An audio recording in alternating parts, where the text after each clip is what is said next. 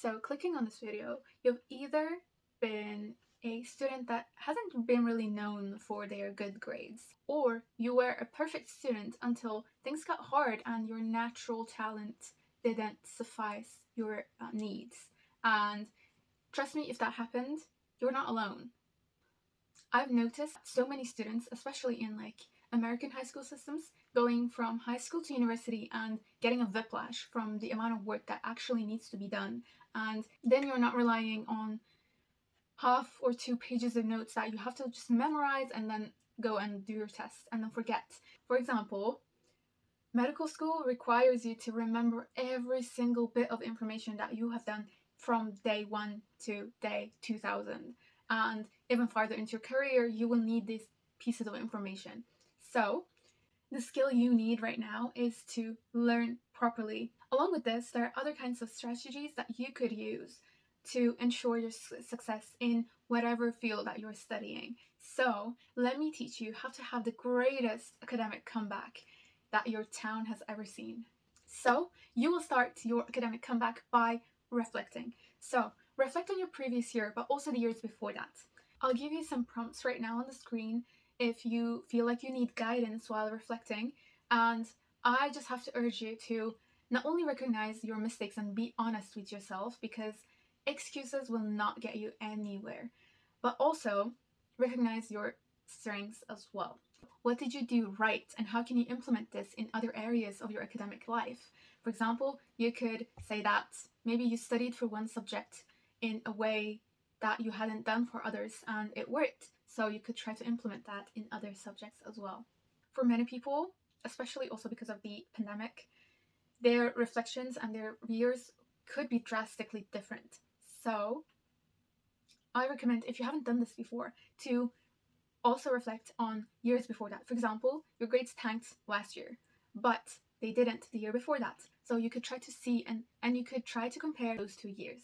I recommend keeping these reflections in a file. You can make a document, you could make it a physical notebook or something. You should be able to come back and read those.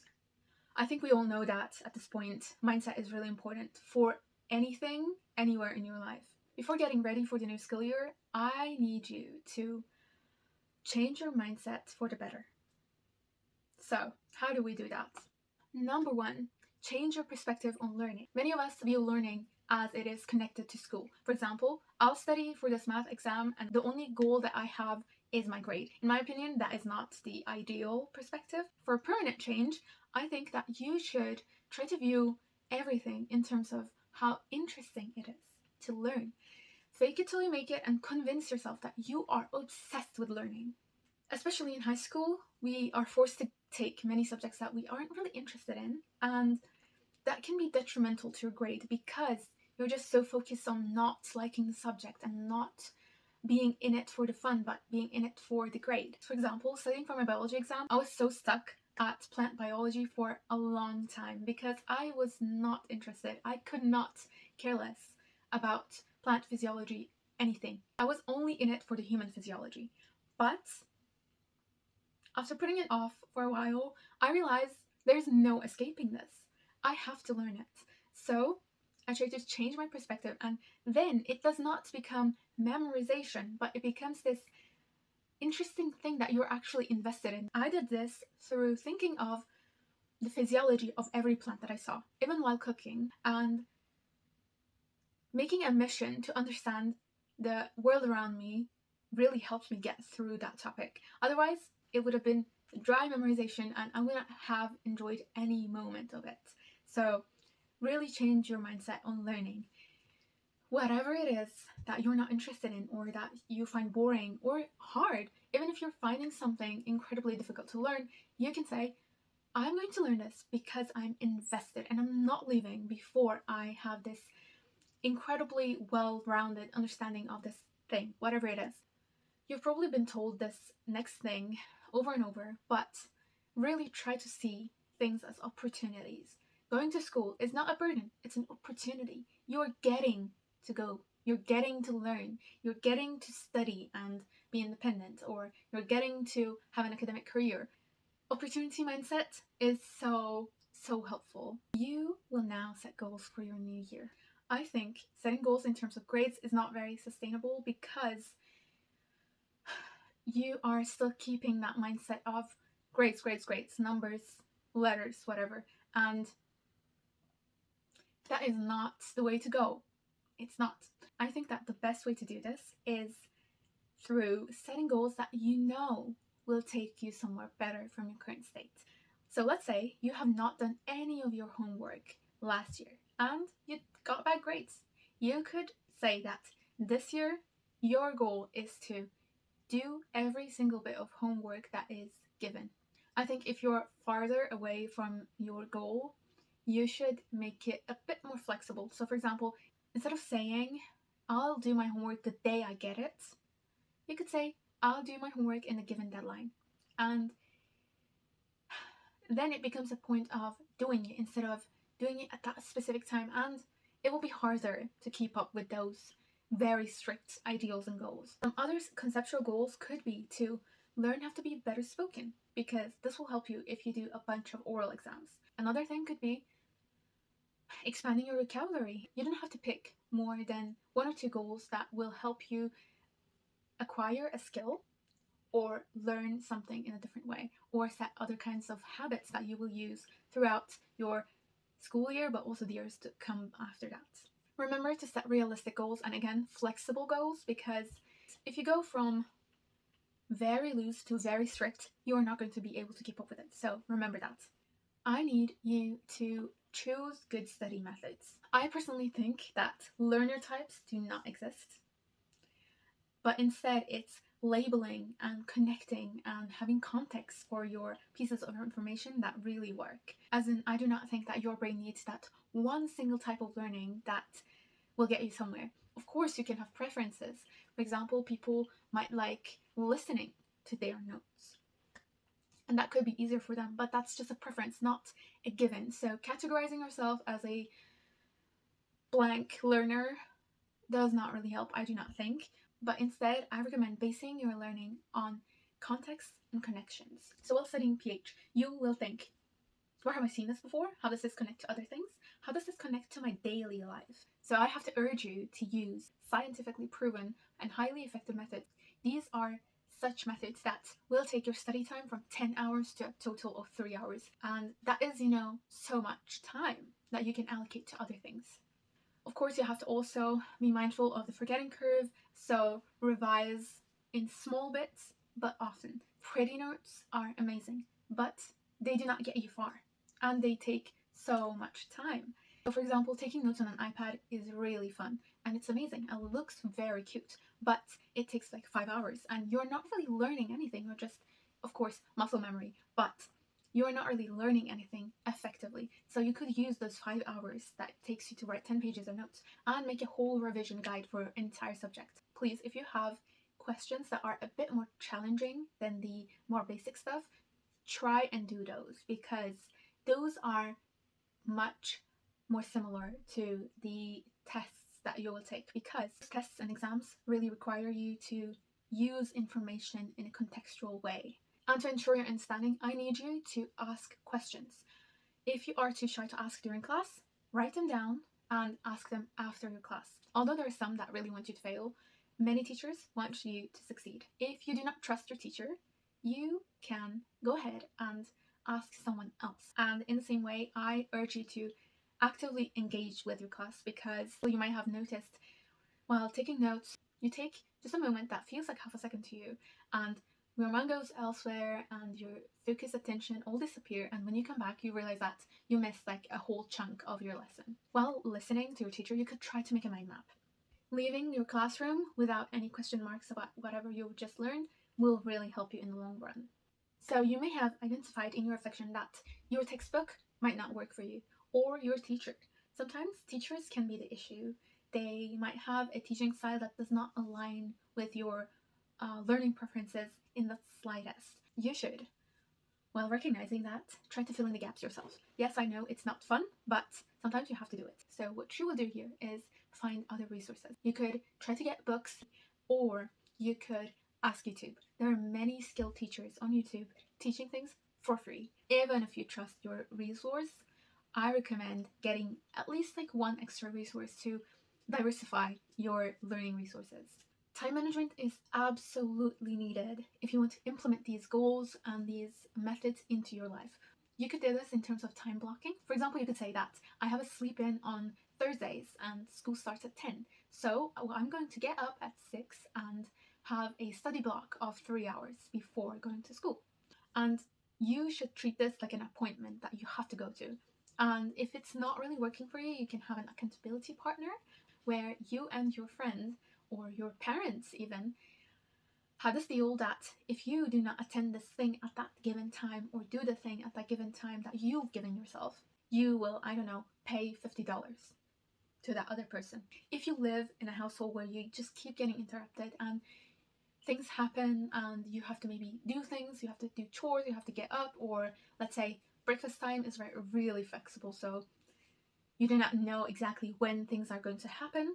You could do weekly and daily to-do lists, and whichever time management tool you're using, you need to go from big to small. So let's say you have a test in a month and you know it.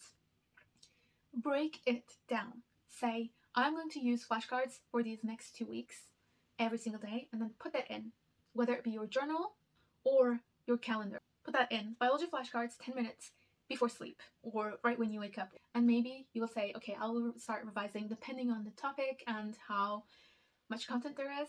You could say, okay, I'm going to study from the week before and every day for an hour, or maybe every 2 days for 2 hours or 3 hours, depending on your needs, of course. And you could do this both in terms of time, or you could do this in terms of topics. Do not let the actual deadlines be your deadlines. If you hand in something last minute, you may leave typos. But if you finish the actual thing a week before and use the day after to check for typos, read through, and check the flow, you will really see a difference in your performance. And that means your grades. Also, schedule or write your to-do lists the day before or the week before the coming week.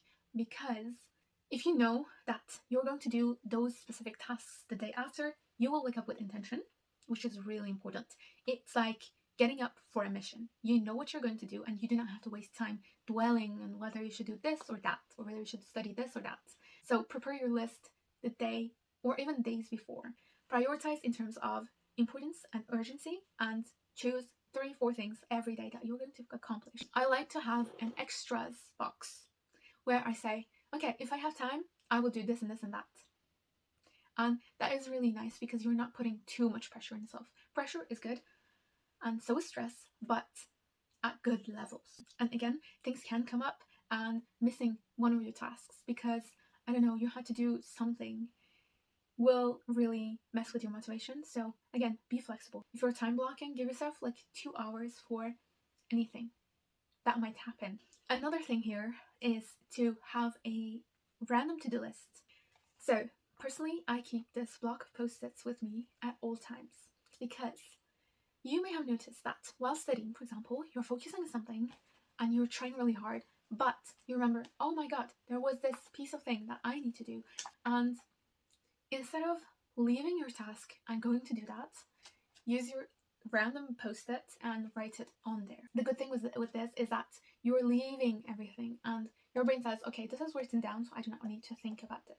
And mostly you'll notice that these are admin tasks, and so you can say, I'll use 2 hours before sleep for admin tasks. And by the end of the day, you'll have a full list, and you can use your list to just get through all of those, and you will not be interrupting your flow. For all of these things to work, you need to take good care of yourself. This includes so many things, such as a healthy diet. You need to maintain a good sleep schedule. You have your personal clock already, and I'm sure you've also seen people saying, sleep for 8 hours. And maybe you slept for 8 hours, but you're still feeling very sleepy. That might be because you are not aware of your sleep cycle. So here's the catch. The average sleep cycle is from 90 to 120 minutes. So generally, assuming you sleep, you will get 4 or 5 sleep cycles per night. And guess what happens? Having a 90-minute sleep cycle, I personally sleep so much better if I sleep like 4.5, 5 hours than sleeping 8 hours because, for example, if you have an alarm and you wake up right in the middle of your sleep cycle, you will feel really tired. So, check when you go to sleep and when you wake up naturally. Try to experiment and find out how long your sleep cycle is. Once you figure out just how long you need to sleep per night, you should focus on the time that you go to sleep, not the time you wake up. And this is because, again, your body has its own clock. So, really mind your sleep cycle. I really, really urge you to sleep at the same time and try to wake up at the same time every single day. And your body will not get this like whiplash starting every single week because maybe you stood up until 3 a.m. This weekend before starting your new week. Take care of your mental health. And I know this is just easy to say, but people do care for you. So if you need help, do ask for it and you will receive it. As your areas of mental health, I really, really recommend reflecting on every single day and every single bit of thing that you're doing. For example, while eating, do not just see this as a task that needs to get done. Like, I need to eat and just put this thing in my body. Think about it as a sacred moment and ritualize your life. Along with this, a clean room and an organized space will really give you this clear mind. Be organized. Teachers love to give extra papers out. If the teacher is giving that to you, it means it's important. So have binders for each class and put every single thing that you get in that binder, and it will help you keep your room clean and free of the mess of all those papers, but also use those papers when you need. And also in these binders, you have to keep your old tests. Go back and look what you have done right and what you have done wrong. Keep in mind, your tests are practice and they will help you learn what you have done wrong. Document your day, keep a diary or journal. Meditation and practicing gratitude could be an amazing way to start and end your day. Now that you have your time management, energy, and study methods in your pocket, you should practice focus. Here are some quick tips. There are a bunch of instrumental playlists for studying on Spotify, and they are just such a gem. And having this rhythm in the background will really help you focus. Along with this, there are meditations to keep your focus and practice focus. It really helps so much. It just takes 5 minutes, and doing this before your study session will really help you. Along with this, turn your phone off. Turn it off and put it in a drawer.